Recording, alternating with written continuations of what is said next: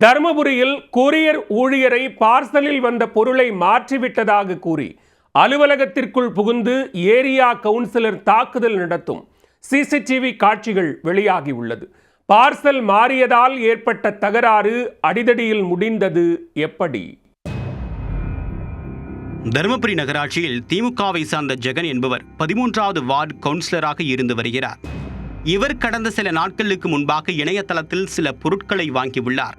அந்த பொருள் கடந்த 27ஆம் தேதி தருமபுரி நந்தி நகரில் உள்ள கொரியர் அலுவலகத்திற்கு வந்துள்ளது. அங்கிருந்து டெலிவரி செய்யக்கூடிய ஊழியர் ஹரிஹரன் என்பவர் ஜெகனின் கடைக்கு சென்று பொருட்களை கொடுத்துவிட்டு அதற்குரிய பணத்தை பெற்றுக்கொண்டார்.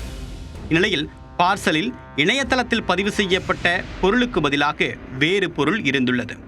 இதனை கண்டு அதிர்ச்சியடைந்த ஜெகன் கடந்த 9ஆம் தேதி கொரியர் அலுவலகத்திற்கு சென்று பார்சலை டெலிவரி செய்த ஹரிஹரனிடம் தகராறு செய்துள்ளார். நான் ஆர்டர் செய்த பொருள் வேறு, நீ டெலிவரி செய்த பொருள் வேறு என்று குறிப்பிட்டு சண்டையிட்ட ஜெகன், நீதான் பொருளை மாற்றிவிட்டாய் என்று கூறி டெலிவரி செய்த ஹரிஹரனிடம் தகராறு செய்துள்ளார். அப்பொழுது ஹரிஹரனுக்கும் ஜெகனுக்கும் இடையே வாக்குவாதம் முற்றி கைகலப்பாக மாறியது. ஒரு கட்டத்தில் ஆத்திரம் தலைக்கேறிய ஜெகன் ஹரிஹரனை சரமாரியாக தாக்க ஆரம்பித்துள்ளார். இதையடுத்து அலுவலகத்திலிருந்து வெளியே சென்ற டெலிவரி ஊழியர் ஹரிஹரனை விடாமல் துரத்திச் சென்று ஜெகன் தாக்கியுள்ளார். இது அலுவலகத்தில் இருந்த கண்காணிப்பு கேமராவில் பதிவாகியுள்ளது.